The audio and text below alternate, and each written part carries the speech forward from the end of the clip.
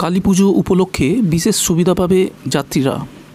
24 ও 25 October বিশেষ metro পরিষেবা ঘোষণা করল কর্তৃপক্ষ।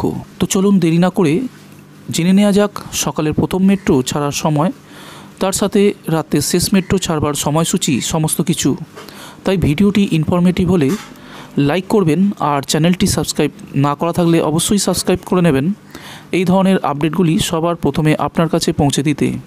দিওয়ালি ও কালী পুজোর দিন ইস্ট ওয়েস্ট মেট্রো করিডোরে 72টি ও 90টি মেট্রো চলবে।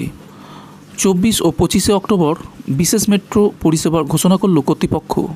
মেট্রো কর্তৃপক্ষের তরফে জানানো হয়েছে, আগামী 24 অক্টোবর ইস্ট ওয়েস্ট মেট্রো করিডোরে চলবে 72টি ট্রেন, আর তার ঠিক পরের দিন অর্থাৎ 25 অক্টোবর দিওয়ালির দিন 90টি মেট্রো চলবে।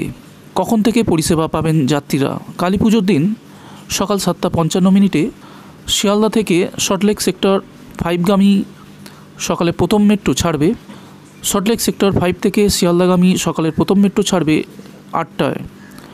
রাতে শেষ মেট্রো পাওয়া যাবে সন্ধ্যে 7:35। আবার সেক্টর 5 থেকে শেষ মেট্রো ছাড়বে সন্ধ্যে 7:40।